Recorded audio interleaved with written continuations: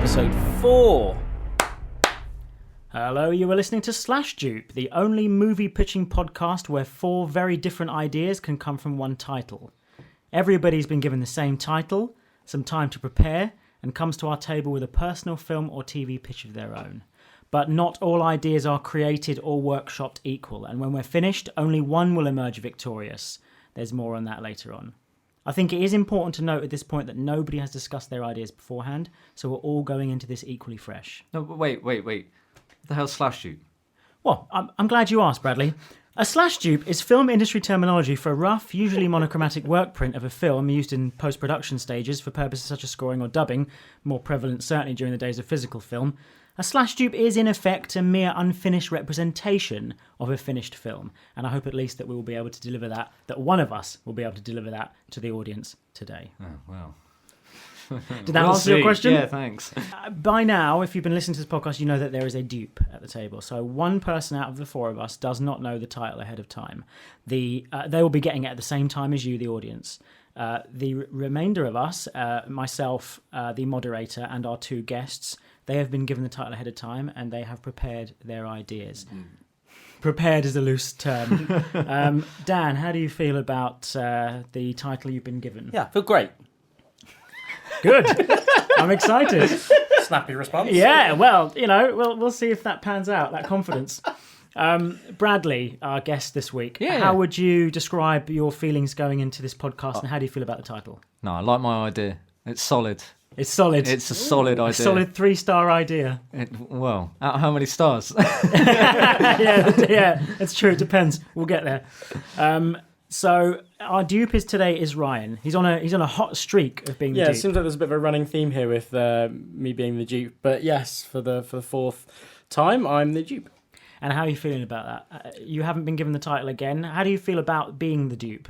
I actually really love it. I think being inherently creative in it's a challenge to sort of come up with film in the time that these guys take their time to pitch. And what I actually try and do to maybe some insight into my creative process is by listening to them, I will write down things that I think is going on and listen to the ideas that are here, and I try to make one that's not similar to theirs. Mm-hmm. So but I really enjoy it, and I highly recommend anyone to give a shot at being the dupe because it's just a lot of fun.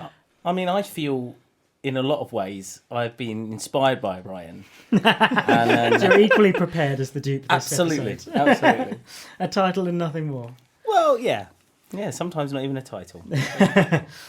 I mean, I like that. That's a great pitch. And I think that what you said is interesting because in this episode, the same as the last episode, the title has actually come from an old idea of mine.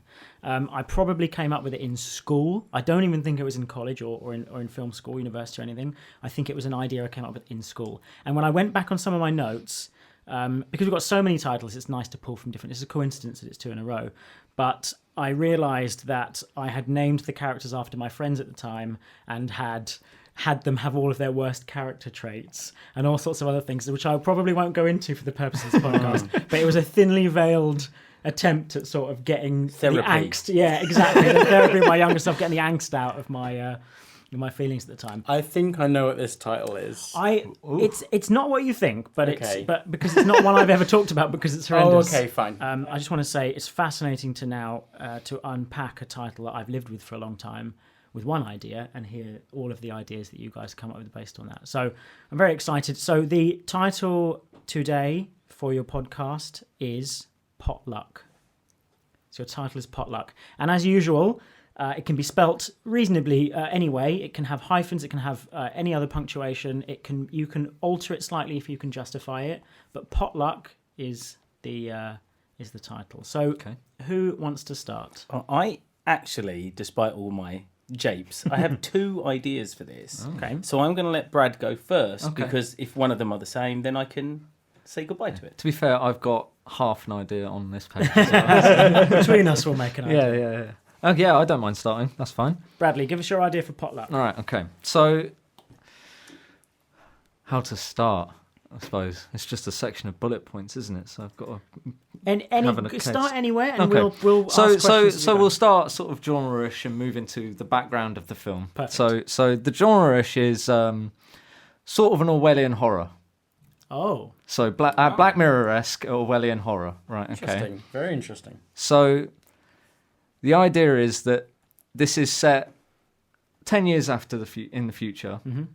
It's an American-inspired state of, let's say, Trump wins another election, Okay. and he abolishes the term limit.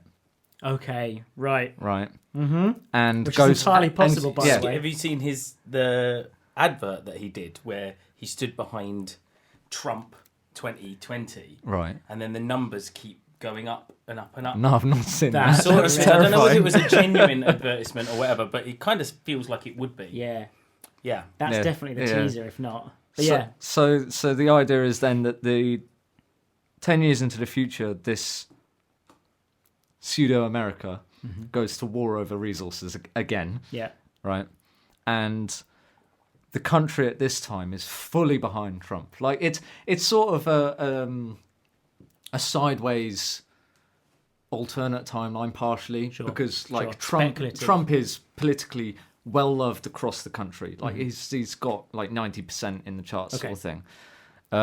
Can you define how? I don't want to interrupt you if you want to go for the full pitch now, but how has he done that? How has he got the blue states red? Not sure. That's something we know. can circle back Yeah, to, yeah. for sure. So I don't know. So basically, the war is in a ceasefire, and we're at the front. So we're in an army camp at the front, and going into potluck as the title. Every week, 15 soldiers are selected to be sent home. Right. Wow. Yeah, that's good. Nice. Yeah, but they're not actually sent home. Yes. So the What happens to 15 them? soldiers are selected based off their internet history, their texts, their phone calls, Wow. their conversations around the army camp. And it's basically a likelihood minority report style of how likely they are in the future to be insubordinate. Wow. Okay. That's how All he right. got. That's how he did it. Yeah. Like Cambridge Analytica So on yeah, steroids. okay. That's how Yeah. he got himself and all the blue Re-elected. states Yeah. red. So this is where the Orwellian horror comes in. Yeah. Okay. Yeah. Yeah. So, and then I'm not fully fleshed out what happens to the 15 soldiers, but it's either brainwashing or a super soldier program, depending on how wacky I want to It's get. got to be one of the two. Yeah, Maybe both. maybe both. Yeah, Or they're refed into the ration yeah, packs. So I don't know. I mean, it's Soylent Green. yeah. Soylent Green meets Carousel of Logan's Run, isn't it? So getting actually a little bit into because one of the first things I thought of when I was doing this idea was the filmography and the cinematography. Perfect. And the idea is that there's a lot of subtlety in the fact that America at the start of the film is portrayed as the good guys, as you would expect in a war film about America. Yeah, sure. Yeah. But in the background of almost every shot, there's either a security camera watching the soldiers. The soldiers themselves have blinking lights on them to show that they are recording from the soldiers at almost all times. Sure, body cams like Yeah. the police officers Yeah, and stuff, yeah, for yeah. sure. And that's in the army camp itself and all sorts. And in the background, every now and again, you'll see like chemical weapons being loaded onto things, like just like war criminal style Yeah, things. yeah. Just in the background, being loaded onto trucks. Yeah. And I like that. You don't make a big point about it. references in the news of what's been happening, but it's like Orwellian style, completely hidden from the soldiers. Yeah, yeah, sure. I like that. Yeah, and like there's got to be little story moments of the main character, who I think is a dude, but I'm not sure. It could be either. Yeah, sure. Yeah. Because at this point, although Trump's sort of radical right, it would by that point you'd have equal sexes in the military and stuff because they Yeah. would want the entire populace to be able to be Well, controlled. no, yeah, and this fight is for their this is resources this and is stuff. full on ground war, so they need Yeah, as many yeah, soldiers as they can get. exactly. So the problem I have actually when thinking with the main actor was it's got to be someone young, and the people I could think of were like back when Jarhead came out and Jake Gyllenhaal was like 22 or something. Yeah, yeah. And like that sort of age and character. But I'm sure I can't really think of a good actor, maybe like Adam Driver, maybe, that's around that Well, age. He was a Marine. Yeah, He was wasn't a it? Marine, That's yeah, the definitely. idea, yeah. That is around that age and could play that character. Yeah, so yeah. that's the difficult bit. Adam Driver's is a good shout Yeah. because he has a real darkness to him. And with this character, this main character, how does he stumble across this plot, or how does he interact with this plot? He's one of the 15 selected. Right. Okay. I don't think this film's a happy ending film. right. Okay. I think he gets brainwashed, Yeah. and it ends Yeah, with yeah. him back at the front, in a different section, because he can't be with his old squad platoon because he'd be recognised. So he goes somewhere else. Right on the But now he's an officer being in charge of brainwashing those subordinate to him. Well, to wanting he's to fight he's for the... basically keeping an eye on Yeah. them and that sort of thing. Yeah. Yeah, he's fully on the Orwellian side then. Yeah. So there's a little. I'm getting some. Do you remember the old PlayStation 3 game Haze?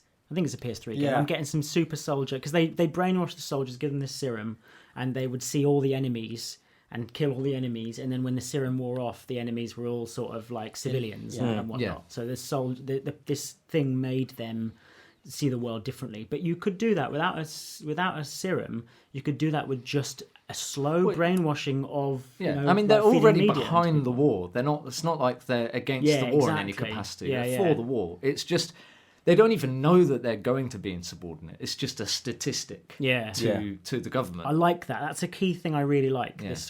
This Minority Report sort of look forward into what they might become, and then sort of because we're in a period at the moment of dumb algorithms. So algorithms are ruling everything we do, but they're not filled with enough information at this point to actually be better for us than us just deciding for ourselves. Yeah. They don't know us well enough. The data's not there. Yeah. So I sort of like that idea that they think that the data is there to be able to actually decide what people would be like. Yeah. I love it. And even if they're right or not, they don't care. Yeah.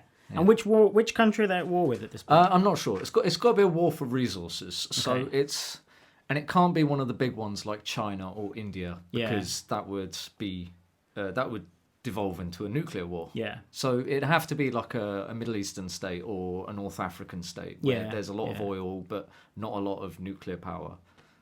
Would it be too radical? And it's okay if it is too radical to do this, but to have it's a war for the resources in parts of America that are still the blue states, and Could Trump be. wants to pull So those another resources civil to war, the red state. I think. Another civil It could war. be a sort of civil war. That could work. Or You know. maybe even down to Mexico. Yeah. Yeah. Yeah, definitely. Yeah. But there's got to be just like a verifiable front all the way across that cuts off all communication between Yes. The yeah, wars. of course. Yeah. Can I maybe make a suggestion of there is obviously the Gulf of Mexico has a lot of oil rigs, and that's what America true. holds on to in terms of that. There's also law rings to do with nautical miles, so you own anything that's 200 nautical miles outside of your country. So that's why there's such contention over Antarctica, because it falls within the reams of that. So maybe a war about those sort of, because it's got so much natural gas and Yeah, natural the oil. ice within could have melted Antarctica. so much that there's been You new can oil get fields to it, yeah. found in Antarctica. That's a good idea. Yeah, that's interesting. Yeah. Yeah, and then it's a no man's land of soldiers which on really- multiple fronts. Yeah. Really feeds in It's- the no man's land as well, doesn't Yeah. it? So- Yeah. And it's not, and then in that case, it's not like, well, this is like the whatever Global Council say, let it's a free for all. If you can get there, drill it, and defend it, it's yours. Yeah, I think that actually works, because if it's like the frigid cold south, Yep. it's more isolated. Absolutely. Feels more lonely. Visually, it's less what we've had crammed down our throats for the last decade Yeah. of sort of African or Arab themed sort of wars. Yeah, It's like a really unique look. Sorry, not Antarctica. I meant the North Pole of the Arctic, because Yeah. then you've got Russia, China, the UK, all the Scandinavian countries. They're all within 200 nautical miles of that landmass. Yeah. So then you've got a massive mix of people. Is it Joint Security Agency about the border in? Yeah, that's good. Yeah. So you could also even have moments where these soldiers are meeting other soldiers from the other countries and stuff like that. And that how do they factors feel into the about- way they get selected for Yeah. the potluck thing. Yeah, if they fraternize with other troops, because at that point, I like the idea of showing soldiers on opposing sides being human beings. You could have a because they're in town this- that's like an amnesty town. Yeah. Right. Soldiers go there to trade and drink and do I did. whatever. The original idea did kind of want to limit the enemies' Interaction, yeah. Interesting. prevalence Okay, in the fair film. enough. Interesting. So it's just very much like An America. American-centric, we are the good guys sort of view. I like Okay. that. I do Yeah. like that actually, because we normally just see anonymous bad guys, and we're sort of supposed to feel like they're the others. It's the other affiliation. Yeah, it was of meant to make people. the enemy feel more alien, to make the viewer identify with the Americans more Yeah, easily. I like that. Yeah. That does work. Actually, There was this Star Trek original original generation episode where they were having this war by proxy with another, I think it was with another planet, and they all had a number, and if your number got called up, you got taken into a pod and disintegrated. So rather than actually fight over land, which could then be destroyed, you would save that land, but you'd still have the same casualties of war that you would have played out by an algorithm, right? Yeah. I don't know whether just the way you described it reminded me of that episode. I don't know whether that would be able to play in. But so America and Russia have made a deal where they war via taking their soldiers away via potluck. Yeah. Because I wanted it to be in a ceasefire. Basically, because I wanted the war to erupt. Because I want it to devolve slowly into a more and more chaotic state. Right. Yeah. Right. And so the war would erupt partway through the film, probably when he gets selected. Right. And then he returns from being selected and basically starts committing war crimes. Right. Through authorization of the government. Right. So it's this idea of the audience almost being slightly complicit, of thinking America's the good guys at the start, and America then slowly devolving into being a more and more criminal state and just killing indiscriminately. Some might argue we already do that. Yeah. So this, and of course we're not bashing Americans or I know. America, but this is an interesting look at what a speculative sort of science fiction look at what an Orwellian state version of the with the military as well. Yeah. I think it's quite fascinating as well to sort of look at. So you're going to have this thing where the Adam Driver type character becomes brainwashed, and then that's not the end of the movie, it's the second half of the movie, and then he is the one committing the atrocities at that point. No, so the atrocities would be like the finishing of the brainwashing, and the atrocities would be, say, like the last 15, 20 minutes. Yeah, it wouldn't cover a lot of the film. It would Yeah. just be just enough to show that, that's what's happening. We haven't been shown that yet. Are we sort of thing. flashing back then? So it's just going to start off in the army camp, and it's going to be quite a slow film. The thinking is that it's just him. Like the sort of plot points I got at the moment is it's starting with the main character sort of being involved in the national anthem, and he's not fully invested in the national anthem. It's just like a little hint to what the statistics are looking for. And then like a family moment with him calling back to home or something. And then soldiers being bored. I was going to have a section where they were laying landmines out, but it being a really innocuous event. Because landmines are extremely dangerous and they last for hundreds of years after the war's ended. Yeah. So them laying the landmines and it being innocuous and them laughing and joking and then going back to the army camp is the idea that it's a good scene. I like it. Planting the idea that what these things actually can do. Yeah, but they're put down with no sort of real sort of relevant, no connection to what they actually do. Yeah, and hopefully the audience won't have a proper connection right away to what the soldiers are doing. Yeah, because trying to make it as innocuous as possible. I like that. Yeah. Yeah, you sort of think, it's just a buddy. They're just buddies, at war in America. With an American force, and they're just going around doing what they normally do, putting out landmines and joking around about silly things. Just the banality of day by day. Yeah, it's going to be quite. It's like the most difficult thing I can foresee with the film is not allowing the audience to get bored, but showing the boredom of an army camp in ceasefire. Yeah, in peacetime. Well, Jarhead could do it, so you could. Exactly. You could that's do that, quite a lot of the influences. Jarhead / Minority Jarhead. Report / Black Mirror. They're great combinations of things, though. Yeah. And a lot of old science fiction, a Joe Haldeman type sort of. I don't know what his period was, but I'm going to say between 40s and 60s. A lot of those science fictions, they were militarized sci-fi novels. It was like some of the first wave of these sort of like almost like space operas or sci-fi novels, including things like Starship Troopers and things like that, the novel. So like they had this sort of edge. So is this in this fictional world where this movie is made, has it been based on a book beforehand? Has it been based, or is it just who are the writers, directors, who's the creative team? Oh god, so the creative team is I struggled with. The directors, I had two ideas. The obvious one being Christopher Nolan. I think that's the obvious one. But the less obvious one was Denis Villeneuve. Of Blade Runner 2049. Yeah, Prisoners and Enemy. I thought he has the, because while Christopher Nolan can make a subtle film, he doesn't make a slow film. He makes quite fast-paced moving films. A lot of plot happens in a very short amount of time, whereas Denis Villeneuve makes a longer, more drawn-out film and keeps it interesting. Yeah.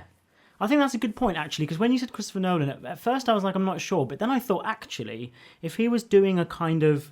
He seems to be working his way through a lot of big, high-concept genres. It would be cool for him to do a sort of a militaristic film, something Orwellian, something that is a reminder of the Ip file or something. Yeah. His sort of...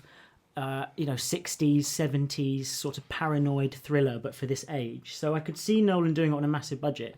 But I think it's Denis Villeneuve. Is that how you pronounce his name? Is it? I think it's like the Formula One driver. I think it's like that. Okay. Although I'm not 100%. But someone, we're If he's happy listening, to be corrected. I apologise. Yeah, and of course he is. He's getting ideas for Dune, of course. Yeah. So that's in post-production.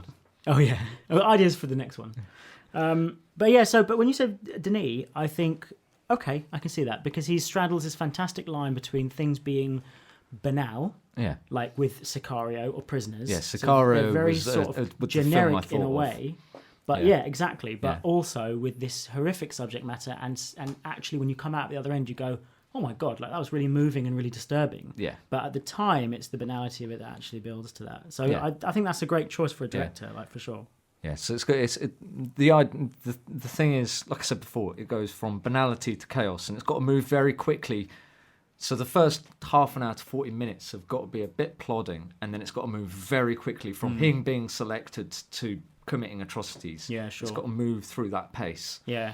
There's got to be a point, I think, where I think I've got this note down, is basically where he meets a previous soldier that had been selected that he knows. Yeah. And the soldier, it's got to be a fairly basic conversation. Like there's not much is revealed. It just seems like he's meeting a friend. The guy's personality is not going to change too much, but obviously there's got to be the question, oh, why are you still here? You got sent home, didn't you? Yeah. Yeah. And the idea is that he goes, oh no, I got home and I just couldn't feel comfortable and I had to come back. Yeah. That sort of... The war called me back. My calling to America called me back. And so that, I think the idea was in my head, that scene playing out was the score for the music goes slightly off tune for the rest of the film then beyond that point. Oh, Love interesting. Yeah. I was going to ask you that's about very, score very and soundtrack interesting. as well. So you think, what's it going to be like? Is it going to be sort of, moody electronic, or how do you see it coming out? I think... I don't know. I think it's got to be fairly low tone and build as a film. But yeah, it's sort of got to be that sort of joyful sort of music that then descends into sort of a bit of... Yeah. It's the same sort of joyful music, but as I said, Just there's a not key quite off. I like it because you sort of see something like in Apocalypse Now. Because you humans have notice that in, when there's just that one tiny thing wrong. They might not notice what it is that's wrong, but they notice that something is wrong. Yeah. Which is why the Dutch angle works really well. Yeah. Because yeah. it moves the camera to something slightly wrong, but you don't know why. Yeah. I like that a lot. I like the idea of from that point onwards, there's something wrong with the soundtrack constantly, because in his head there's something slightly wrong and it leads towards something. Is it just a detuning, up-tuning of each of the instruments so they don't quite sit center? Yeah, definitely. So it just sits slightly out. Yeah. I mean, you could even hear like alternative versions of, because they'd be wanting to listen to things that in American history that would make them feel patriotic. So you'd hear the soundtracks, because every war film has had that famous song they played when they went. Yeah, maybe thinking about it, it needs to be sort of an American like southern rock. Yeah. Sort of soundtracky sort of thing. But like that Midwest. could go very easily into sort of gothic, these gothic sort of If you feeling. played some of those songs in a minor key, they would sound like, quite I just wonder whether that's too obvious. Yeah. Like it's too much of a... about half a step But down. not even one, half a step. one Like instrument. you can detune by like a tenth of a step. Getting into music that I don't know too much about now. Yeah, I'm not that technically proficient in music. So. That's why we have Dan here. Yeah. I love it. Combined with the idea of the sort of this iconic soundtrack, I get sort of, it connects me to the idea of Zimmer. It connects me to the idea of Nolan. It connects me to the idea of his teasers. Zimmer's always a good choice. Yeah, you can't go wrong with his style. He's a of music. workhorse, isn't he? Yeah. And he very much delivers for each project. Yeah. So would you have? I know it's Denis you would like to direct it, but would you have a kind of a teaser that really intrigues audiences? Because you want to give them this Nolan-style teaser, like the teaser for he's the king of this old-school cinematic technique. Because you couldn't show any of the brainwashing, and you maybe you'd hint at it. But I think the trailer would have to have shots of the security cameras, not focused, but in the background of the shots, because it's got you've got to show something to the audience that they may not notice. Every but shot it's in the there. trailer like has a security camera in it or something. But it's there. Or a camera of some kind. Because that's the idea of the Orwellian state is it's omnipresent. Yeah. So the film's got to show something that's omnipresent. Yeah, absolutely. Yeah. And I also really love there's the teaser for or Fincher would be another good choice for this. Fincher would be a but good there's choice, there's a teaser for Gone Girl that's just superb, and it's got that track, the haunting cover of that track on it, and it just shows you shot after shot after shot for about 2 minutes, and each shot is completely disparate from the rest of them, but together it creates a narrative in this trailer just by putting the shots next to each other, and you see this arc of the film without ever having been told what's going on in it, and it's really, really special. So I think this is the sort of thing that would benefit from that, that sort of style. No words, just shots after shots, because ultimately that's what you're doing. It's the state that's viewing everything and just shots like an algorithm and deciding that that's his life, and these snapshots that make this decision at the end. Okay. So you could do a teaser like that if that was something you wanted to do. The problem with teasers is you've obviously got to appeal to as many people as you possibly can when you show a film for the first time. So it's making a teaser that does that whilst also not lying about what the film is. Absolutely. Don't betray the audience, basically. Yeah. So teasing them at this stage is probably the right thing to do. But you don't want to give the game away. A full trailer I don't think would actually work because the film's too focused on what's going on.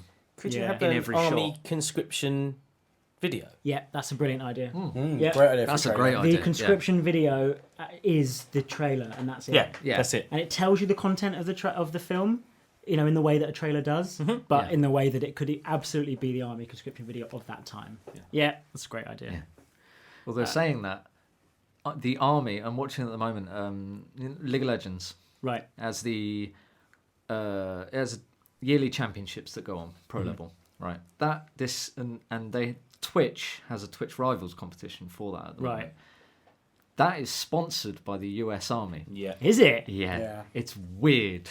So this is part of the early part of the film. Is there, or some way of this is how they started getting people on side for the army? Is they tapping into gamers. You like to be tactical. You like to sort of, destroy your enemy. You like to sort of, Strong hand-eye coordination for drone. Yeah, absolutely. Well, they use Xbox controllers for drones. They do, don't they? Yeah. Super comfy though. So yeah. I like the PlayStation It is the one, superior but, controller. Oh, I don't know about that. No. I prefer the this is for another PlayStation, but the podcast. controller is superior. Okay, you've struck the good balance there. You've made everybody happy with that statement. So just a final question on this, and if you have anything to add, definitely let us know what it is. I think I've hit all my notes. So I would ask you a final question, and then please fill in afterwards anything that this idea you may have missed. Yeah. There was one idea I have left. Yeah. That I'm not sure would make it into the film. It's just a floater, if you like. Is having partway through the film, maybe not even on the film itself, but in the background of a news broadcast or something, but a chemical weapons accident that happens and gas masks have to be used. What, in the middle of an interview or something? Well, something like that. And everybody has to put gas masks, and they just carry on. They're already there, and they just carry on. They just carry on the thing, and there are people running around and doing stuff. And So there's like an obvious war crime that's happening, but nobody's panicking. Just the normality of it. It's like masks on, and they just put the. That feels like a running theme throughout the whole thing. Yeah, but it's just an idea like of that a like lot. as we get later into the film, bringing that idea more into the forefront. Yeah. But I think that's the final idea. So I would ask you just at the end. I would say, how is it received by the public and the critics, and is there a sequel? Is it a sequel necessary, and would they make one? Definitely no sequel. If it's going to be made, I don't think I would be involved.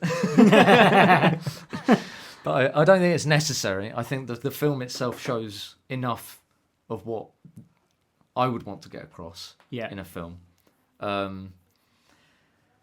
how it would be received is a good question, because I don't know, it's a little bit like the Joker in terms of it shows a lot of what the current social structure is in the world. A lot of failings within the system.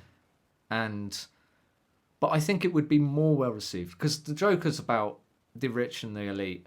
Yeah. And the downtrodden. Sure. And the elite divide then. Sure. Whereas this film is more of a political divide that no one is aware of. Like, everyone gets behind this political divide. Yeah. There's no real competition. Yeah, which is an interesting part of the film. I really Yeah. like that. You know, that everyone's on board with the war. You know, they've all been, I hesitate to say indoctrinated, but just convinced. No, but yeah. It's basically hearkening to the idea that of Russia and China at the moment have such a deep control of their own people, right, that their own people will defend the country. Sure, even and the decisions being made. Yeah, even if they are aware probably of the failings, they will still defend it. Yeah, sure. And that's the idea of where. I hasten to add, that's pretty true of most Western culture. Yeah, that's definitely true of almost every country. Patriotism is a very strong thing. Yeah, sure. But it's just, you could still go to America and have that 50-50 split of what do you think of Trump? Yeah, sure. Whereas if you went into China and says, what do you think of the guy? Mao? Mao was the originator. I can't remember his name. Know. Good at films, bad at geography. And history. Geopolitical leaders. Let's go the other way. Let's if you went into Russia and said, what do you think of Putin? Of Mao. Oh, of Putin. Sorry. Yeah. Yeah, then you'd almost get, sure, unequivocally get a lot of support. Sure. Even though the Western media says, oh, he doesn't actually get a lot of support. He does. You would on the ground. Yeah, you would. So yeah, I think you're right. I think it's a good point you make, and I think that probably means that it would be critically well received, but publicly perhaps badly received. Because, I think there'd be too much that's relatable. Yeah, for people to like it, and too much close to the bone, and too much that would offend people who aren't open-minded enough to see it perhaps as a satire or as a tale. Well, it's just of a commentary on society. Absolutely, yeah, sure. Thanks, Bradley. I think that's a fantastic way of kicking off Potluck, and absolutely far-flung, as you will find out, from what I imagine.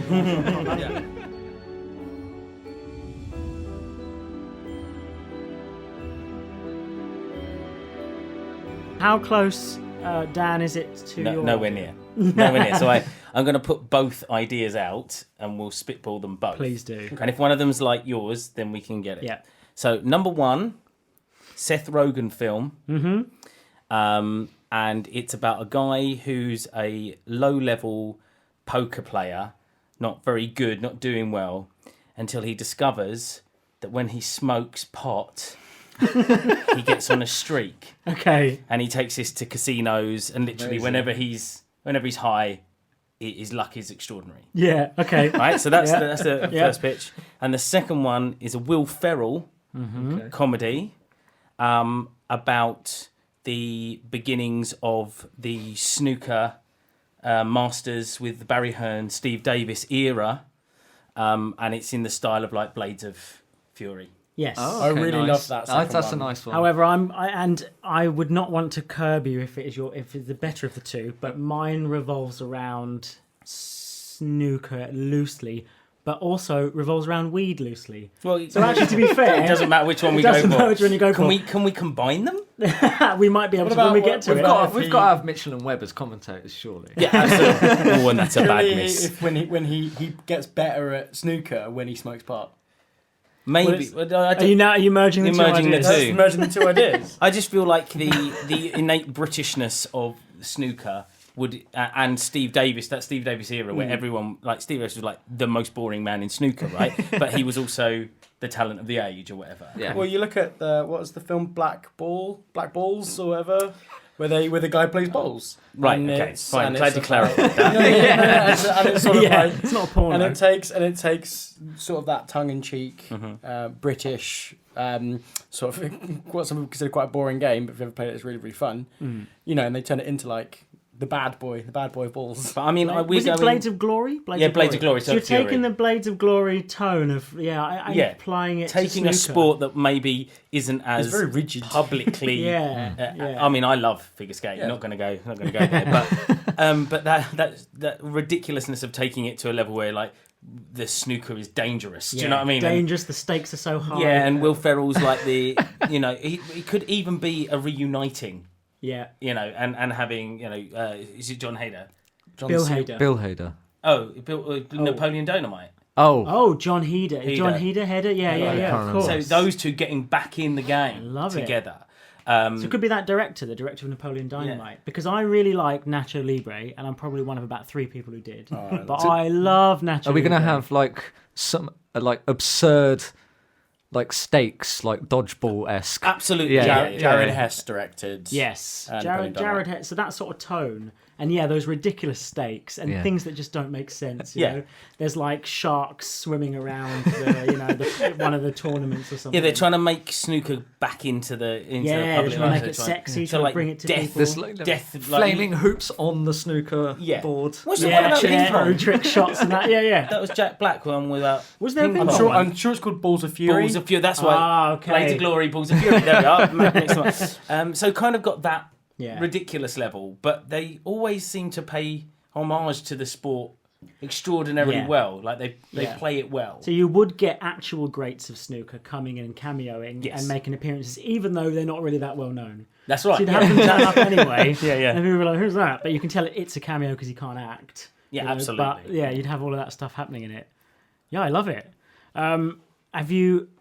Is there going to be like a sort of a heart of gold moment? Is there going to be an actual arc? Of course, there was always got to be an arc. I think probably Will Ferrell's alcoholic. So that it's sort of Alex Higgins. Right. From I don't know how much snooker you know, but obviously I'm Zero. showing my. I'm just assuming that everybody else knows. So that's. But he was the Whirlwind. He was called, Right. and he was like an alcoholic as well. Right. And so he was totally temperamental when he was on the. You never knew what you were going to get, and so Steve Davis was the utter opposite because he was the most boring, but he was brilliant at the table. So you always used to look forward to. So who's them. the villain then? Steve Davis or? Well, that's the thing. You find out that neither of them are. So right? a lot like Talladega Nights, where you're like in the end you're rooting for like both of characters. them. Yeah. And maybe what they do is they double up and they end up. Well, that happened kind of in Blades of Glory, didn't they? They created a team together, didn't they? So maybe we can't go down that far. But maybe they do the final tournament and it's like right down to the edge and they don't care who wins, and then at the end it's down to the last black. And they just throw their cues aside and start snogging because there's been this Sexual tension between them. And they do it on the table. Yeah, And they pot all the remaining balls as they're doing it. I mean, that is There's disgusting. trick shots going through the air. Exactly. And he's reaching for the pole. What's it called? Snooker cue. He's Great. reaching for the cue. Pole. But then that reignites snooker. Everyone loves snooker because of that. So actually, in the end, it was the snooker league say best thing that's happened to snooker. It's in all the papers. I feel like there's got to be the sort of Happy Gilmore. There's the guy that's teaching one of the characters, and he dies partway through the film. But we've got to have he dies at the side of the snooker table while the game's going on. Well, they keep his body there because that's how committed they are to the game. He's like. It's because the guy takes too long to take you know how they take tension. ages to take a shot, and he's there waiting. He's an old and guy. It's a heart. He's had a heart attack. And no one's talking. You can't talk during a snooker shot, right? So everyone's he's like, yeah, love it. That's perfect. That's perfectly terrible. When's it going to be released? What era does this film come I think out this in? is a past release. I think this is sort of. When did Napoleon Dynamite come out? I can tell you. 2004. 2004. Oh, wow, So I that's a lot longer think than that. And Balls of Fury was 2007. yeah. So I think it's late. I think it's 2008, 2009. I think Blades of Glory. Blades of Glory. 2007 was Yeah. Blades of Glory. So I so think they're all it's in that. 2009, just before the turn. Okay. Yeah, it's the reason for the turn. The reason that we're done with this now. Thank you. So who's going to play? So which one's Will Ferrell playing for people who do know about snooker? I think he's gonna play the Alex Higgins guy, the alcohol. Of course he will. You know, yeah, of course. everything's wrong. I don't know what's going on. Super hot wife, because he always has a super hot wife in all of his films. Really? Every He does. single one of them. Every Yes, single you're film. right. And a dog. Yeah. Does he always have a dog? always the dog is at his side Yeah. at all times at the table. The And dog sometimes... takes a shot for him. Yes! He's too busy downing a pint. Yeah, The exactly. dog takes a shot. The dog takes the shot. And there's like, at one point, you know this fake controversy that they make up where they go like, he's been nearly fired because of this. Yeah. It's because somebody thinks that the dog has been telling him what shots to take. So Love it's been it. barking at particular points to tell him which shots to take. It's like the octopus in football that predicts the game. Exactly, yeah. And they're like, you can't do that. And then there's that segment of the rules. You know, Yeah. you can't have a dog. Here it is in the rules and all this sort of stuff. Yeah, so him and his hot wife are split up because of his alcoholism, and Yeah. Snooker's falling down in the ranks because of this guy. Yeah. But it turns out he didn't want his hot wife back anyway. Right, So that's what we okay. find at the end. Oh, I see. That's why. So there's got to be a new love interest there. Well, that is So- that's the yeah, new Snooker's guy. the guy. Oh, okay. Because That the makes. sexual Oh, yeah, tension yeah, yeah, throughout, yeah. and they almost don't do anything to each other at all.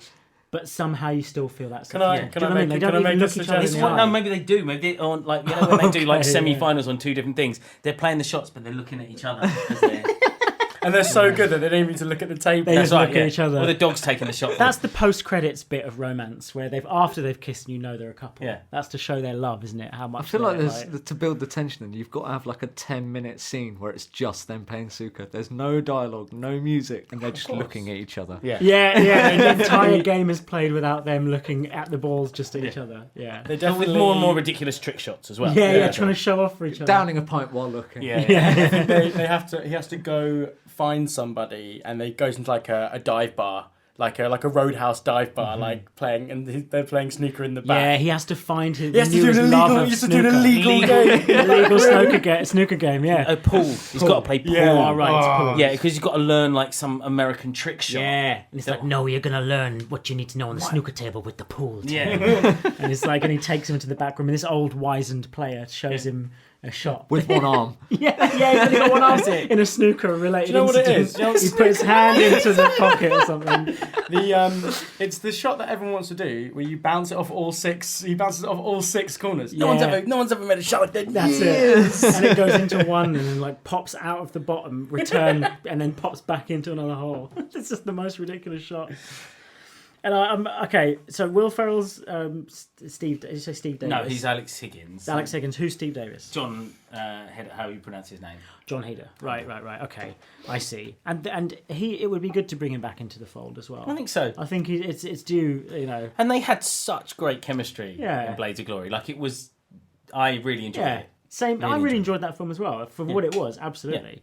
So it's a film of its time. Probably the same cast and crew, right? As everybody just ported straight over to. Yeah, I think it's a bit lazy in its execution. So Yeah. it like Is it riding off the coattails? absolutely right off the coattails. They've gone. Oh, we can almost print. Yeah. It's got a huge budget. Yeah, it's got Yeah. a bigger budget than the last one. Unnecessarily big. Unnecessarily big. Yeah. Yeah. So like these snookers are like in like ridiculous locations that they don't need to have. Like this one time. like a snooker. Super Bowl stadium, or whatever, and they're playing right in the middle.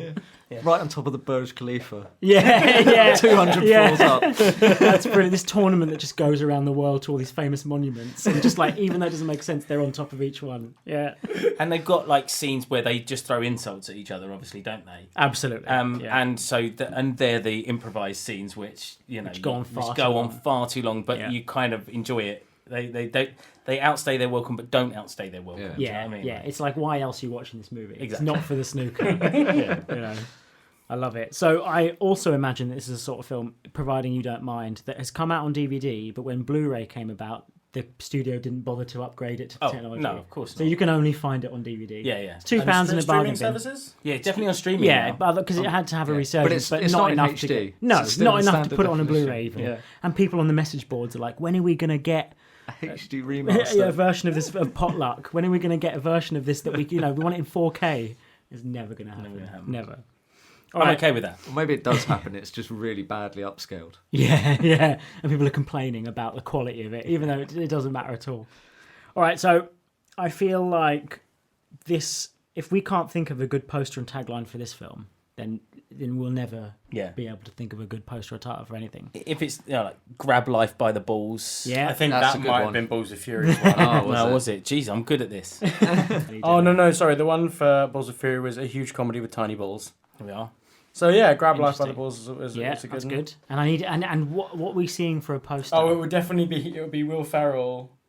It would be Will Ferrell in sort of laying on the table like sexy. Yeah. With the holding the cue. Yeah, definitely. Or this one's maybe a little too risque, but a ball gag, but it's a snooker ball. Yeah, that also works. That's John Heder in the background with a ball gag. With on. the ball gag on and it's a snooker Yeah. ball, and he's like pointing the thing to it. The idea I had, the two standing back to back with the cues coming out of their legs. Yes. Yeah, like that's also great. That's brilliant. or just 2 snooker balls and 1 cue. Yes, of course. Perfect. Classic. Perfect. And their faces are in the balls, in the reflection of the balls. Yeah, that's great. Yeah, that's Yeah, perfect. okay. I like this idea, and it's I hesitate to say that it's probably better than the Seth Rogen poker player pot idea, unless you have. No, I'm happy to let that lie. Yeah, because I think this has flourished, and in a way that no one would have imagined we'd get this much comedy. I say comedy loosely out of the idea of snooker. So That's why it's a sleeper hit. yeah, yes, You know, it is. It's a proper cult thing.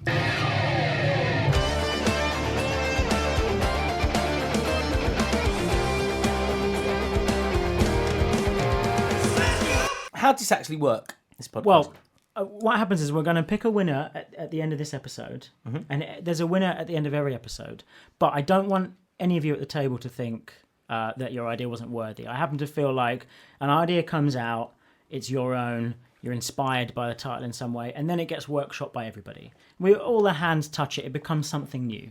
And the only reason why it would be picked or not picked is by some sort of indeterminate factor of what resonates with me in that particular moment. So there's no way you can game this system. You can bribe me. I will accept bribes.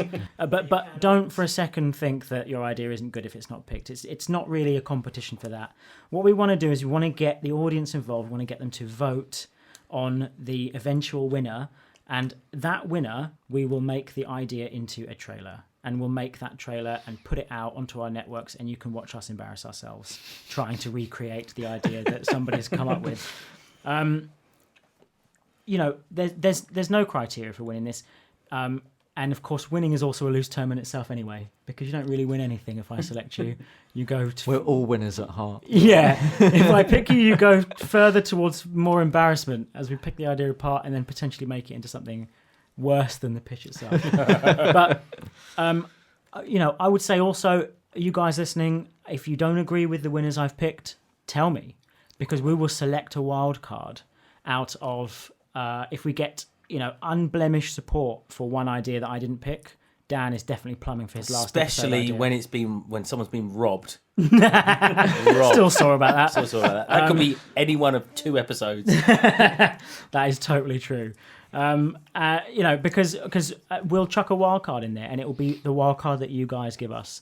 Tell us your own ideas as well. Join our Facebook page, on Twitter. Give us your own ideas. If you have an idea that's sparked off by the title in a particular episode, send it to us. We want to hear it. We want to read it out. We want to discuss it. We want to get you guys involved as well.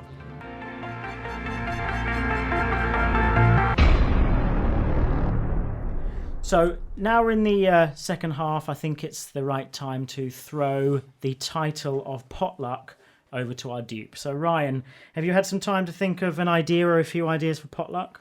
I do, and I'm going against what I've done in the last couple of episodes where I've chosen a film, and I'm sort of throwing back to Dan's first episode where I am going to pitch a TV show. Yeah. I think like a Netflix TV show. So Potluck, you can't hear the word pot in the title and not think about... You can't. Right, yeah, that's true. Clearly, as you two have pitched completely different ideas, but the idea of the reefer cigarettes and the cannabis. So my idea centers around a group of people who own a weed farm, but they were doing it originally illegally, and this comes in at when the legalization in the US came about. Yeah. So the potluck is them actually now, it's not an illegal operation for them anymore. Legalize themselves. So now they have to. So I think you have I've got a few ideas for like as a movie season. So the first thing is, you establish the group of farmers, and then they originally were like dealing with cartels and like groups and everything, and gang members and stuff like that. And now it's legalized; they don't need any of that stuff. So then you still have that sort of conflict between those guys. But now they have to sort of they now have to create a business. They're now like, okay, well, we've been doing this for a while. Now, how do we do it legally? So they have to open up a shop, which means they have to stop using their street corner sellers and like couriers stuff like and all that. sorts. They're couriers. They have to Yeah, they start have to doing market. marketing, and like so they're all just like people who are like, well, let's give this a go.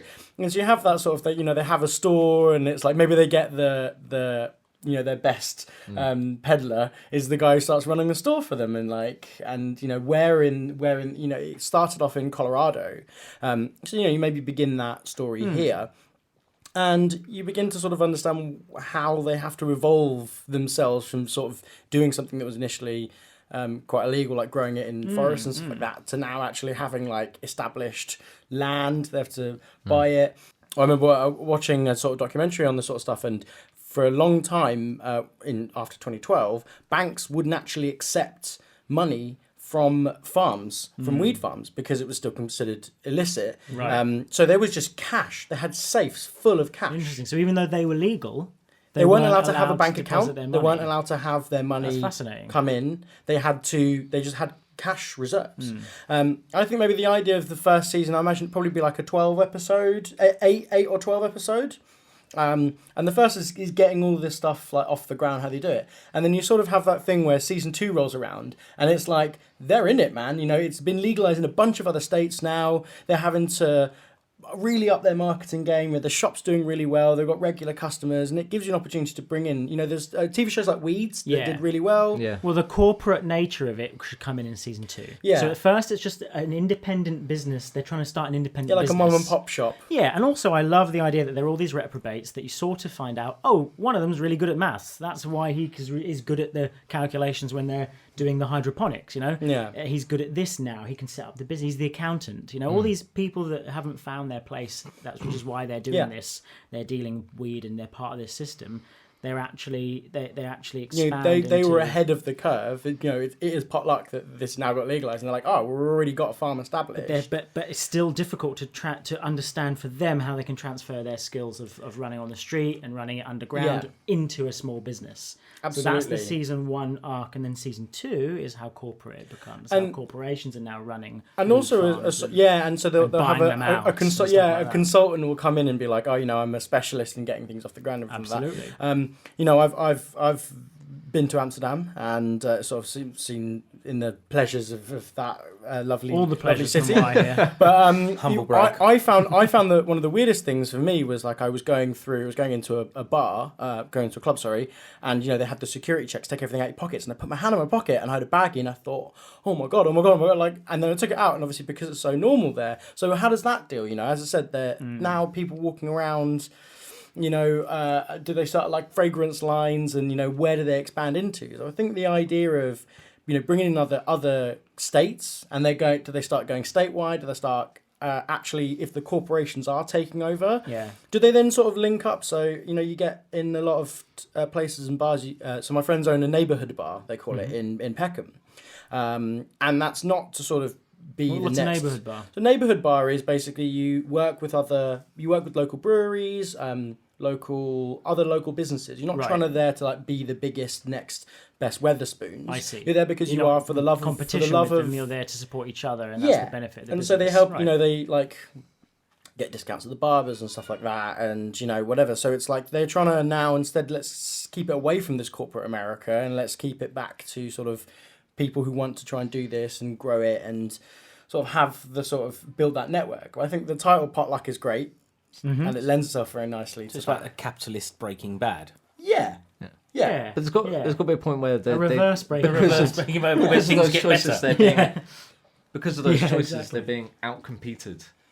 Yeah, and they have to step up. They have to Yeah. step up their marketing. They have to do New special new Gotta get- hire. Yeah, got to get a new hire in. I love it, and then that's a joke. And they are starting to do things with hydroponics, and they're starting to do things, grow it differently. And then They're what like, we happens? have got the best weed in town, but if you don't market it as the best weed in town, Yeah. who's going to know the difference? And also, like, what do they do? They ask the if they're growing it in the farms, like, are they being sustainable? Are they using like local manure and like that's definitely a season 3 thing. Is Yeah. it like then the eco aspects of the whole thing The come in? vegans Wow, start right? coming in. Absolutely, yeah. And then what happens? Vegan weed. What happens when someone like a Trump comes in and they try to reverse that? And what does that mean for like for these companies. Yeah, and there's also, like a prohibition, a 6-month trial where it's illegal now. So now they have to And go. then They have to go back and get their street dealers. Absolutely. And those That's guys are season now. 4. Yeah, I mean, I think it's got it's got a lot of legs, and also you look at the actual statistics from where this has come out in the US. Crime rates are lower, and there's less sort of like peddling and dealing and stuff like that because it's legal. You pick up the street, so that means that affects children as well. Better to teach them about it. Yeah, is it better to teach them not have the sort of the fit that you guys had as the older two gentlemen at the table, Sean and Dan. Harsh, isn't it? I wasn't going to mention the drug the drug talks that you guys got were like ruin your life, and you sort of laugh at all of this, the marketing that went into stopping kids from doing drugs when they were younger, and it was just so absolutely ridiculous. It was like I mean, we weren't quite in the Nancy Reagan era of but yeah, I mean, there was all that sort of stuff, wasn't it? So is this an educational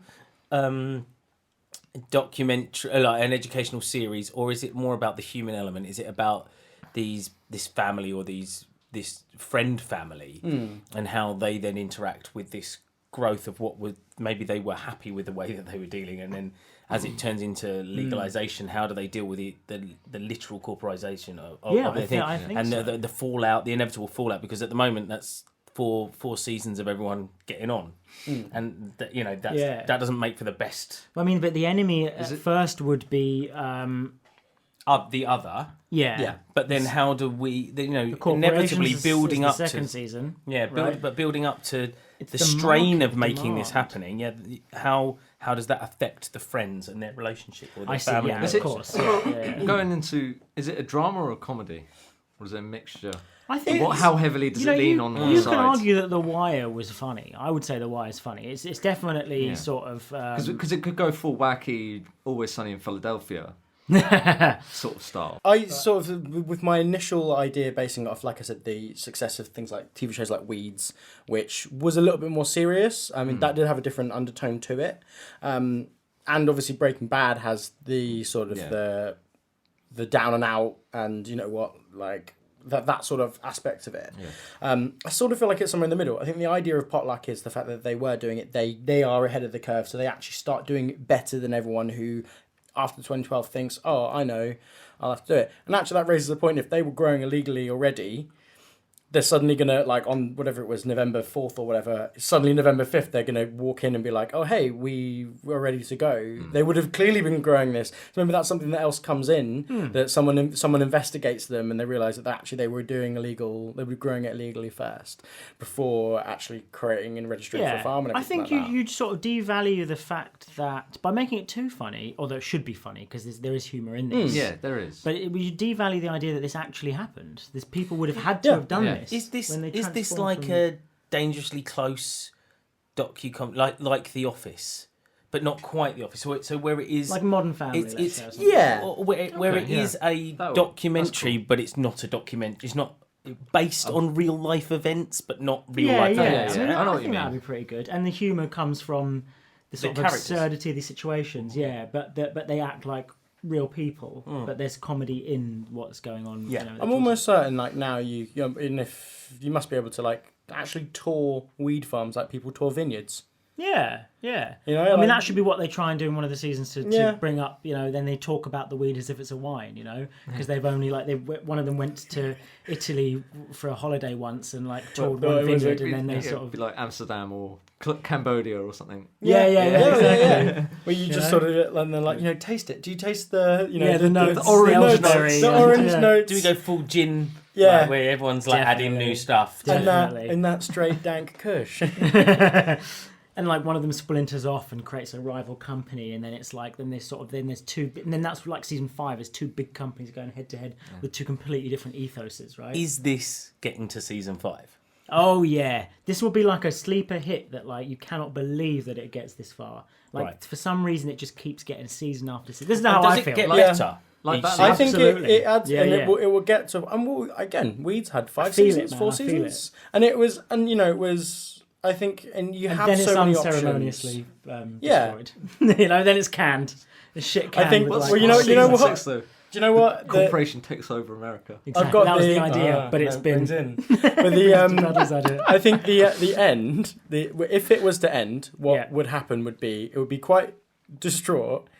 I think the weed farm gets set on fire. And then they're all just sitting there on the hill, just like high from the fumes. just getting high from the fumes, just baking. Because that's it in. all they used to like doing. Is just smoking weed. just like chilling That's on. why they And started. and it would be like the cartels, wouldn't it? and it'll be Slices. someone Absolutely. comes back At in. the Those sli- the absolutely. cartels they cut out at the beginning The come sliced back at the cartels, end for and sure, they for do sure. it. And then sort of you'd have this, the opening shot of the first episode is them sitting on the hill of where their farm is, smoking a joint. And then at the end, the last scene is them just all sitting up there while the place is burning down. And one of them lights a joint anyway, and then just goes like, puts it out because you can just get it in the air.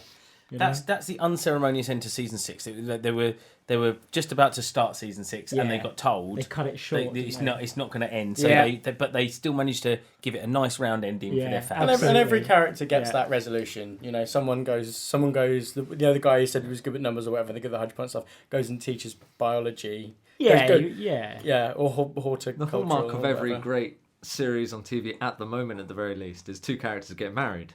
Oh, really? True. Yeah. Office, Or Brooklyn divorced. Nine-Nine, That's I true. see. Oh yeah, Always like Sunny. two love There's always interests, people get married. Yeah, okay, and they Maybe do they it at the supply farm. weed for a marriage. Well, that's what Ricky Gervais said. He said The Office was always about. It was never about him. Yeah. No. It was always about the relationship, wasn't Yeah, it? sure, sure. Because everyone's interested in that. Yeah. Everyone's invested. in it. I'd say the American Office. I'd say the most interesting thing is the Jim and Pam Yeah. relationship. Dawn and who's Tim. That from the beginning. That's the bit you're really interested in. Yeah. You're sad when that Because doesn't everybody happen, loves love. and you're really excited when Yeah. it does. Yeah. And around that is So it's craziness. just brotherly love between, or brotherly and sisterly love between these people that just started something because they needed to. Careful, it's set in America. Yeah. Sorry to our American listeners. And it's sort of, I sort of really like that idea of it ending like that. And they maybe give them, like a TV movie or a 3 1 hour long episode, like sort of 1.5 hour long episode arcs just to close it off. Because it's a fan favourite, but, and a network favourite, but they can't give it a full season. I think the poster would be like a red striped sofa with the 4 of them like chilling on it, and that's sat in front of a huge weed farm. So it sort of like takes that idea of like sort of couch stoneries and everything that, but then obviously the business and everything that behind it. Yeah. Is the sofa red, white, and blue striped? Is it an American flag?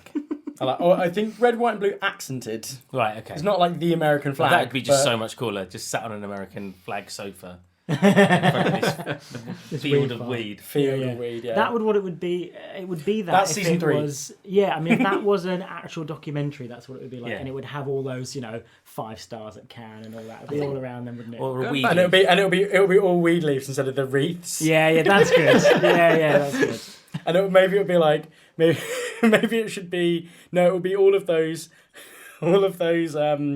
like reviews from like really famous people that smoke weed. Snoop Dogg, Willie Nelson. Yeah. But they're like reviews of the weed as well, like Dan Big Kush and all this sort of stuff. And it's Love like- the Purple Haze.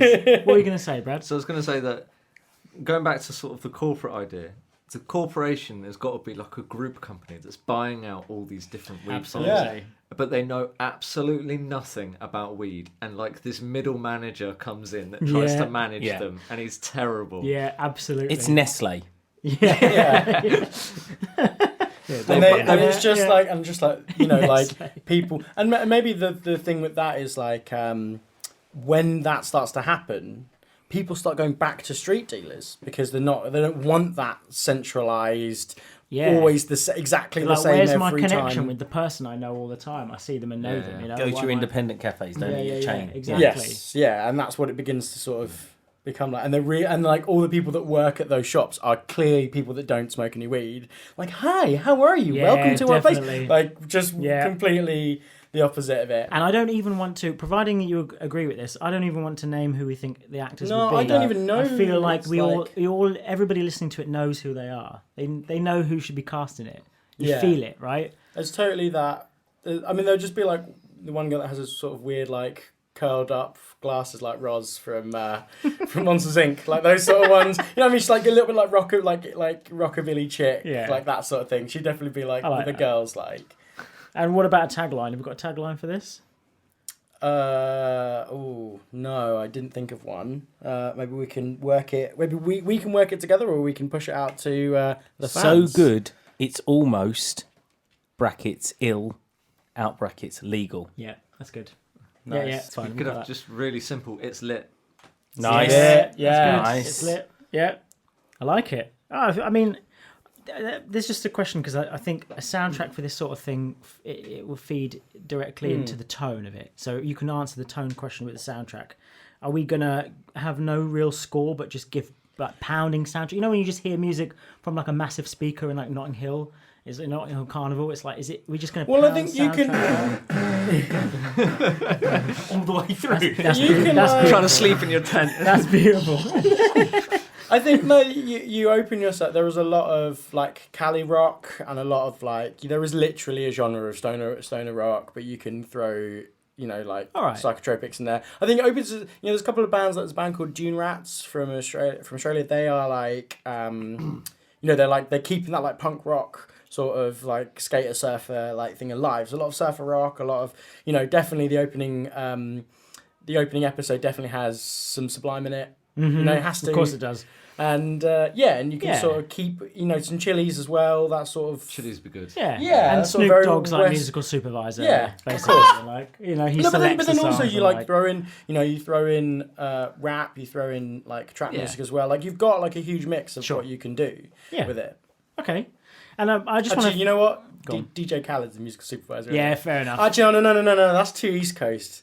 That's too like it's- Florida when you East have Coast, Snoop isn't it? Like Dogg Miami. and It would definitely Khaled. be Snoop That's Dogg. okay. Musical supervisor Snoop Dogg. Yeah, Yeah. you're right on that one. Yeah. And like he has very musical Played taste. myself, He'll go didn't like I? a bunch of different stuff. It won't just be sort Yeah. of what you'd imagine.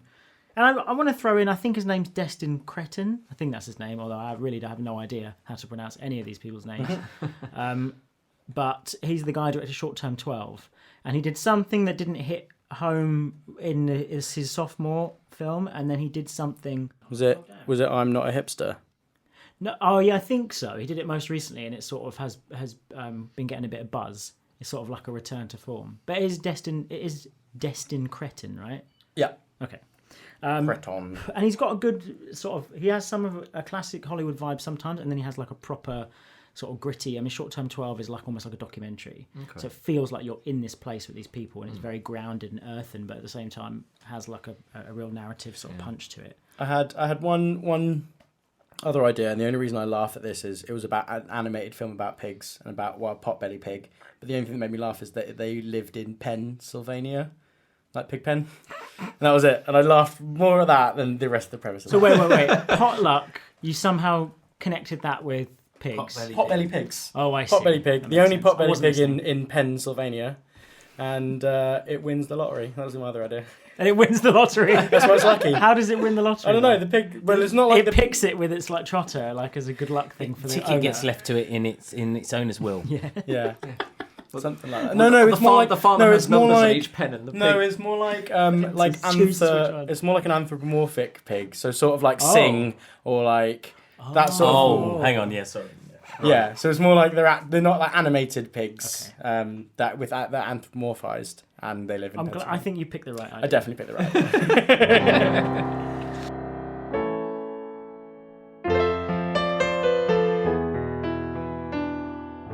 So I'll give you a rough overview of my idea. This is the idea I came up with when I was in school. So my idea of Potluck is it's made in the early 2000s, and it's a Guy Ritchie knockoff film. So it's like one of these like trying to be like a Guy Ritchie film, but it has a sort of twist. It has this youthful sardonic twist like in Brick. So it sort of takes the tropes of a sort of a Cockney gangster film and brings it down. It brings it to a country village, and it makes it about people who are sort of in their 20s, or maybe not even. Maybe they're in their early 20s. So it's like everything that you would see in one of these Guy Ritchie films is transposed into this world. So just the same way as in Brick, the principal was like the equivalent of the police chief, who's like, I want your gun and badge, you know. In Brick, the principal's like, I'll suspend you, I'll write you up and suspend you if you keep doing all this stuff. You know, they sort of transferred those tropes. Sort of like Bully in the game. Yeah, Bully, the Rockstar game, absolutely. Yeah. Transposing these sort of tropes and sort of reducing them down into sort of you being a teenager in a school. Yeah, totally. So it revolves around a pool hall. Potluck revolves around a pool hall in a provincial country town. It's a village neighbouring to like a reasonably sort of prestigious town in the area. And these 4 lovable reprobates keep getting into all sorts of japes and trouble.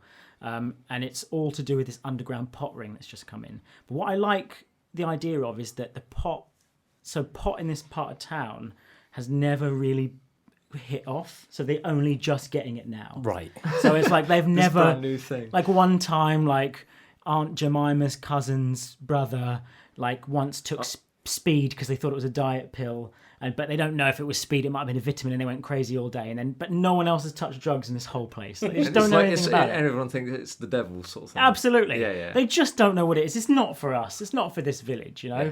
They're a nice, wholesome, lovely village. And even these reprobates, these guys, they're like lovable nerds. They're sort of they're like they're loved by everybody in the town, in the village, because they know themselves. They're naughty, but they're the naughtiest they've ever had in this village. But the people love them because it's better the devil you know, and their naughtiness is never, you know, they'll steal a traffic cone and kids, and like, you know, just muck about and put the priest's, you know, prize dog on the top of the spire so he can't climb down. Or whatever.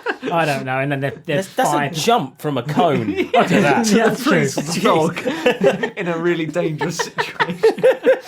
And then the fire department have to be called out and have to get the dog back down. How did they get it up there? Exactly. That's these guys have ingenuity. Absolutely. You've got to not know how they do it. And they're the big dogs of town. Like everybody of the village, everybody knows them.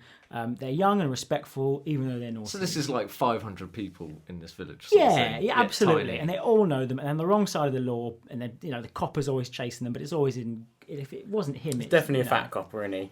Definitely. That's why I can't ever catch him. Definitely. So we're looking at Hot Fuzz. Hot Fuzz village. Sort of, yeah, I think so. And just sleepy model village. Yeah, definitely. And so weed is treated. This is what I sort of love about this idea, is that weed is treated like this new designer drug craze. And they're like, oh, did you hear it's come from Amsterdam? Oh, it's come down from London. And they it's come all the way over from Jamaica. Yeah, so exactly. So they sort of don't really know about it. They're talking about it like it's a new drug, you know.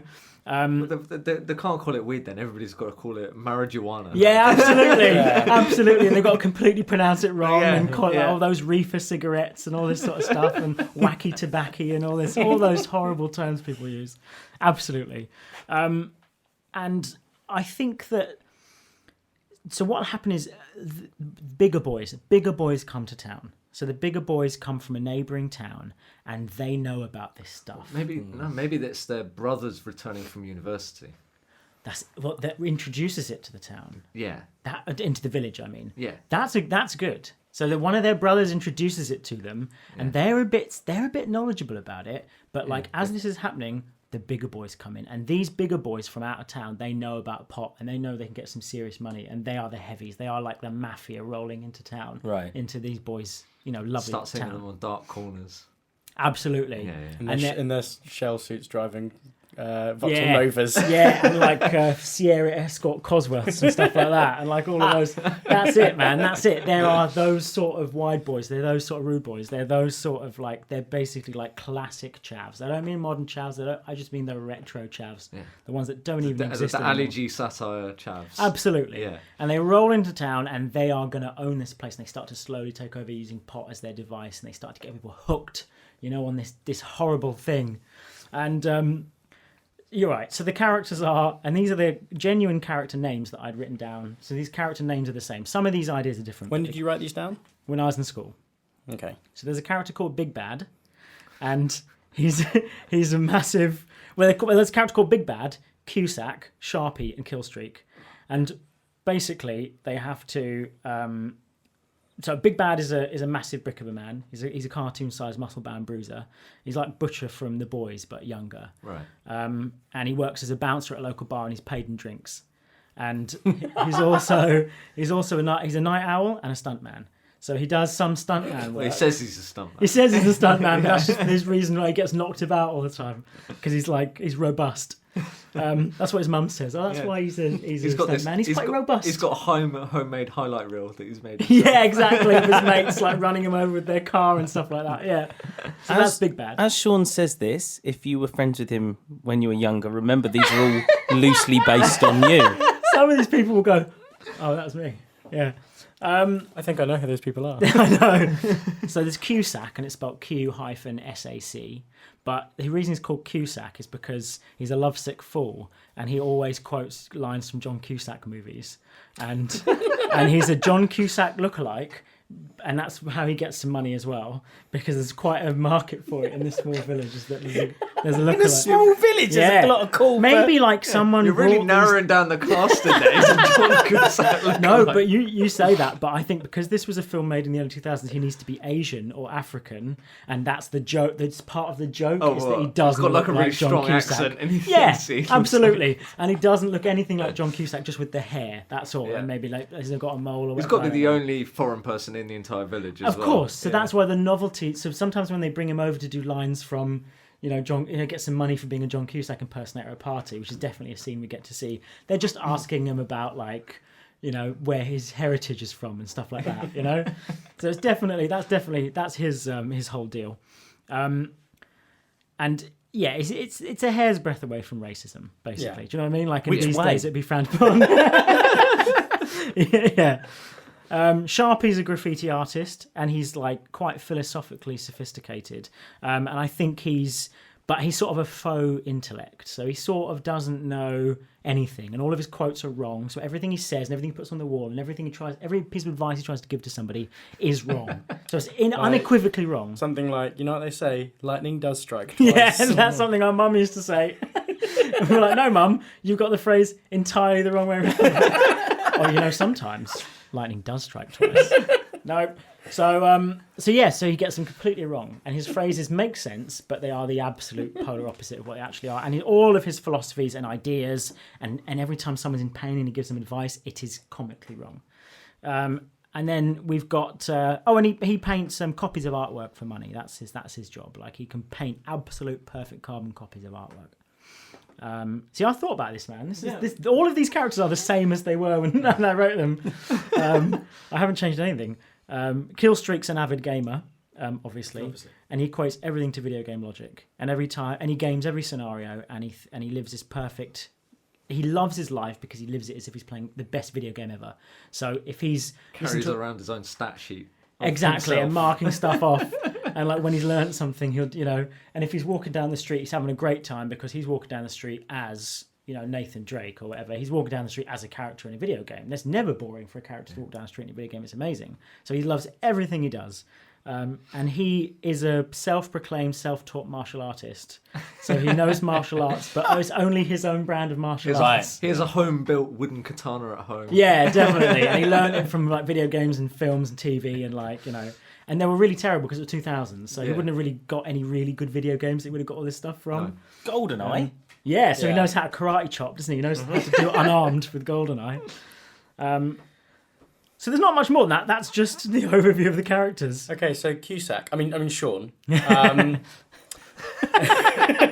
Brilliant. I've watched a lot of Say Anything and a lot of some of his other High Fidelity and some of his early films at this time. So the underground pot ring. How does it link to the snooker hall? That's where it comes in, I assume. It comes into the snooker hall. Now these guys, the sales hall. Mm-hmm. Yeah, exactly. Well, these four guys, they're the best in their village at pool and or snooker. Probably the only people that play it. Yes, because they take over the entire place, and they run that. That's where their gangster activities, such as they Maybe are it's an cones and abandoned dogs and pool such, hall, and they come in and they build it and they into a renovate place. it. Brilliant, and that's what they have done in their own way. The teenagers.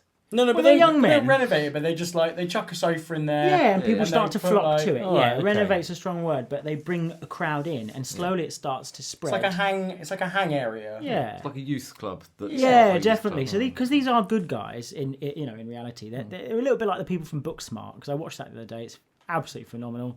we're on a binge. We did 8th grade, then we did Book Smart, and we're going to do mid-90s. So we're doing like a whole thing about like growing up within a particular period of time. But in Book Smart, they're just themselves, and they're totally relaxed about it at the same time, and that makes them cool. You know, even though they're not cool in a traditional sense, they're cool. So people flock to them, and what happens is this pool tournament thing goes wide, and in all of the different towns there are tournaments. So what they do is they use the tournament that they want to win anyway as cover to go from town to town to meet all of the bosses of each town, their equivalents, let's say. And when they get there, they need to find out how they can get the bigger boys out of their turf. And so they use or cajole or disrupt or destroy. So they go and do their naughty business in these other towns, meeting new coppers and new, sort of ways of working in this place. Well, using their effective skills. Absolutely, their respective skills and what they can do. Yeah. There is a stereotype of in sort of gangster films of mobsters being at pool holes. You see it with the Craze in London as well. So there is that element. So maybe by winning the pool tournaments, they get the opportunity to speak to, they don't, we're not with the prize pool, we want to speak to your boss. Yeah, absolutely. And it also gives them, it doesn't just give them access to the pool halls, which of course which is where some of the gangsters, and gangsters is a loose term. Yeah. They're all equivalents of these people. They're all approximates. Like I like how in Breaking Bad, I can't remember his name, but he had a chicken shop as his sort of Gus had a chicken shop as his front, and he was a good chicken shop manager. Yeah. There's something interesting about that. It feels very Scott Pilgrim. You could say that. So, I mean, because there's a level where these are late teen young men, but they've all got like a special skill. Yes. And they're going around to boss battles, effectively, aren't they? Yeah. So it's got that level of. I mean, Kill Street would definitely see it like that. Yeah, he would. That's a good but idea. it does feel like it's an adventure game, doesn't it? Do you know, Yeah. Scott Pilgrim wasn't an adventure game. They've got to get the MacGuffin to go to this next pool. Yeah, exactly. Reminiscent of like a 4-player Streets of Rage or something, or something. One of those sort of classic side-scrolling beat-em-ups or something where you can draw a fighting force. Something we were talking about the other night, wasn't it? Fighting force, like one of these sort of old-school games where you all have your own skills. Skates or whatever has skates, and he's like got +3 speed and stuff. So I like the idea, and definitely you can maybe see the film through the eyes of Killstreak, so you can have that as sort of a thrust. So he'd be the main focal point of the group. You wouldn't think so, because he's not. His sort of character description doesn't lend itself to that. But I'm sure you could find a way to make him sort of perhaps just the point of view. Who would be the focal point of the group? Or it'd definitely be Cusack, wouldn't it? Yeah, probably will. Nah, it can't be Cusack just because he's based on me. It's got to be Big Bad, isn't it? But he's the Bruiser. But then the Bruiser's never the main. maybe you just make it an ensemble. It's just these 4 guys. They've got I never had a equal- main character in My Potluck. That's true. Yeah. And they refer to the other kids as, they've all got code names, the bigger boys, haven't they? They've got code names like Black Ball, Corner Pocket, Triangle, because they can't remember it's called a rack. So they just call them Triangle. Because they sort of self-taught with Pool and Snooker as well. 8 Ball. It's got, exactly. It's got, one should be called Black Ball, and then they keep calling him 8 Ball, but then they find out his name's Black Ball, but then they're like, so they don't know what his name is, and they keep calling each other the wrong name, and then they go out to find one of them and beat him up, and they beat the wrong one up. Something like that, because they just can't get his name right. Yeah. And then Noel Clark's in it, obviously. Tamsin Edgerton's in it. Remember her from St. Trinian's or whatever? She's in it. Okay. And I think I've got character names for other characters. I'm not gonna. Put them One of them's called Kush Tea, like Kush Tea, but and iced tea. Now, I don't think this is good. In case you can't hear the tone of my voice, I like the idea that the dialogue is really hyped up. They have like this sort of like Lock, Stock, Lucky Number 11 sort of wisecracking street poetry about them. They all talk in cool phrases and stuff, and I sort of like the idea of Alex Turner, the front man from the Arctic Monkeys, being like the big boss or something at the end. He's just one of his early, when he's sort of just starting his music, he does a little acting stint. Yeah. So yeah, and I don't really have much more than that, except the fact that I sort of like this as a concept. I think teenage Sean would be really proud of you right now. Yeah, thanks, man. This would be my dream movie if I was 14 years old and I was just figuring out what pot was and other sorts of things and thinking I was, someone who is going to... Spitballing it with another group Yeah, of like, exactly. 14-year-olds and Who just- thought that it was equally amazing, Yeah. all probably high, all sort of like laughing at all the character names and stuff. Well, they thought it was bad, and you were like, wow, you're going to be the big bad boy. Yeah. You're black ball and you're corner pocket. Yeah, I'll show you one day. I'll make Potluck into the best film we've ever seen. So yeah, I'm proud of it. By way of recognizing that it's terrible and objectively terrible. But yeah, originally I had denied.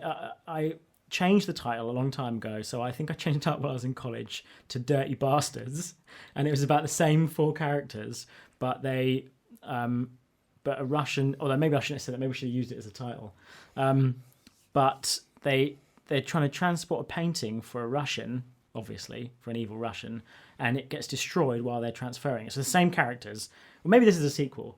And they destroy the painting, and then they have to learn in a short space of time, the 4 of them, because one of them at the time didn't have the ability to make forgeries. They all have to learn an essential skill required to paint an exact replica.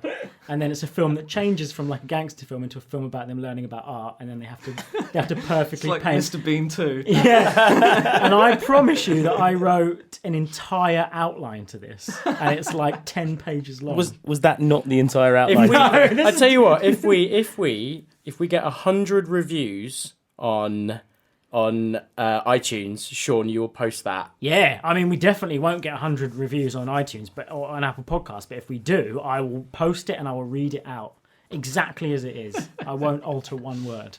And it is embarrassing because I read it a couple of days ago and it's horrendous. I'm signing up to Apple 100 I times. need to leave my review. It's well worth it, yeah.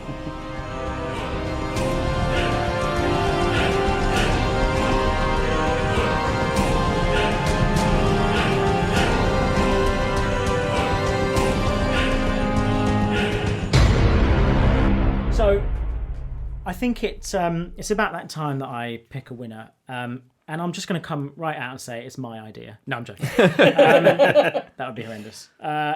Well, I mean, I'm quite astounded at how varied we had it, considering that that potluck can only really relate to a couple of things. So for us to have broadened that into 4 completely different ideas. And even though some of them share the same DNA, they're 4 completely different ideas. I'm actually really chuffed with that. Obviously, we had Bradley's Orwellian sort of jarhead riff with this horrible dystopia that Scarily could be coming that's true. a lot closer than we expect. Black Mirror-esque. With Black Mirror-esque with a sort of Donald Trump overlord tone, and Adam Driver giving us his best This performance. emotional performance. And we had Dan's sports parody movie, would that be fair to say? Yeah, let's go in with the that. vein of Balls of Fury and Blades of Blades. Glory. Got to get that the right way around. Yeah.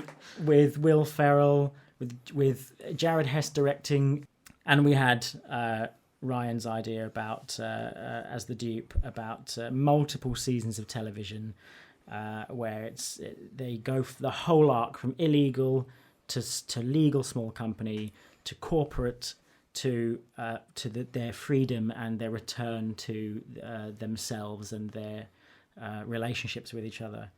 And I have to say that this is a genuinely difficult one to pick. Like, there's not one I think it clear. It's so wide ranging as Yeah, well. there's They're such so different wide-ranging. ideas. Yeah. Now, part of me, I'll just keep talking, but don't think this is any indication, like you did last episode, that I'm going to lean towards one way or the other. You weren't here, Bradley, but he stabbed me in the heart. Oh, did he? There's a whole. Well, was it lead the up heart or the back? Yeah, it was both It was at once. in the back through the heart. I'm just going to talk this out because You don't know. I don't know, and I'm trying to figure out as I go. People at home are screaming at their Apple iPods. They know exactly their iPods. They have They their know favourite. exactly. They which know one exactly want. which one it is. I think I like this idea the most, and so I'm going to select it. Even though, Dan, you might feel like you initially would have had a better idea in a previous one or in a future one. You may think, well, you really stiffed me. This is going to be the Departed Oscar for Martin Scorsese. Right. I'm gonna give it. You can't give it to me now. This is you feeling guilty about the last one. Mine is blatantly not the best one. I've come at this with like Will Ferrell and Snooker. That has been my pitch. That genuinely was my pitch. If I win this, I feel even more stabbed now. Well, tough because I like it the most. It resonates. I don't like it the most. I like them all, obviously, or dislike them equally, however you want to, or dislike them equally, however you want to phrase it. But I feel like it's Dan's idea. I feel like, although again, this might be the sympathy. It's definitely the sympathy. Because you'll definitely come up with a better one in the next episode, and you've come up with a better one already in previous episodes. Twice. But there is something that resonates about this idea. I think it's just a pitch-perfect parody movie, and we haven't had that yet. And we haven't had something that is so perfect in the fact that there's a gap in the market. Very visual. I can visualise it very well in my head. Yeah. Definitely. And we would get shot in the street if we tried to do yours, Bradley, because it's too close to home.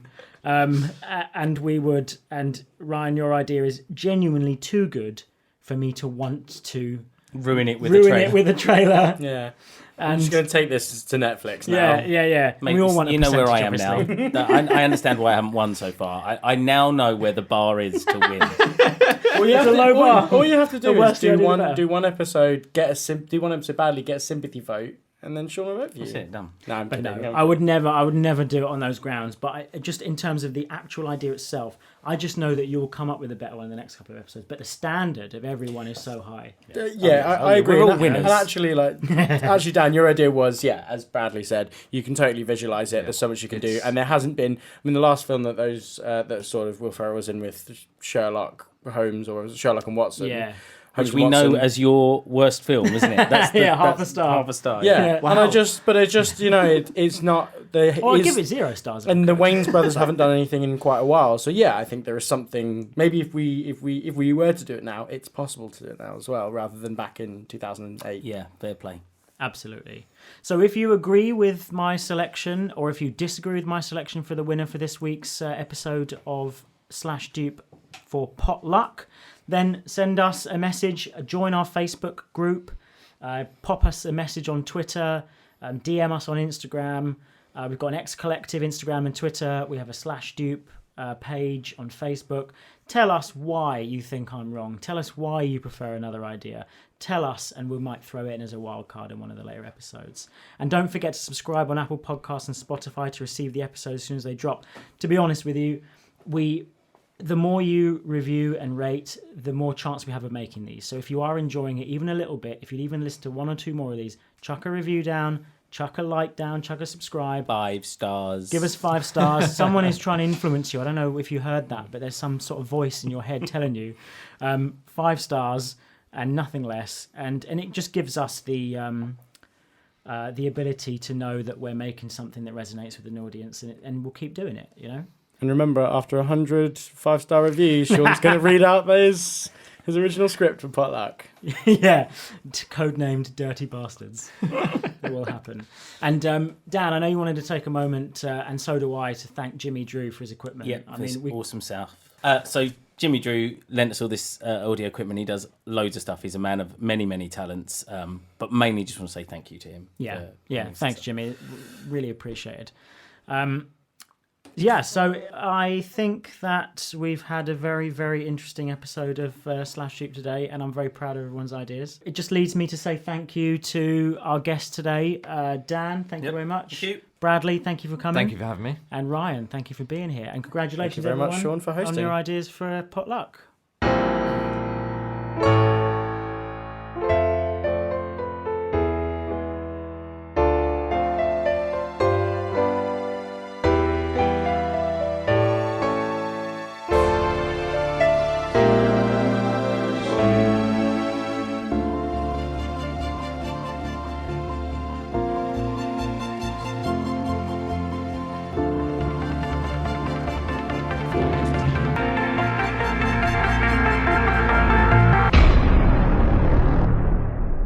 Hey, Sean.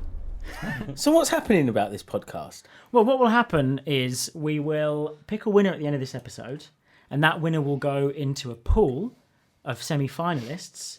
And we're hoping to get some people to come in, some industry professionals to come in and adjudicate, in their opinion, from different disciplines that they come from, which one they think the winner should be. And we will ourselves pick a champion. Each idea will have a champion, and we will champion that idea. And hopefully this industry professional will be able to pick a quarter finalist that then goes. Wait, how does it work? Semi-finals. A quarter finalist can pick a quarter finalist that goes into the semi-finals, and then at the semi-finals, we want the audience to vote on the idea that they want us to make into a trailer. Well, that would be at the finals, wouldn't it? Yes. We haven't figured any of this out. Good to know you don't know how sports tournaments work, Sean. I'm definitely going to cut most of this. Recorded in the Capo Studios 2020. What's up, Danger?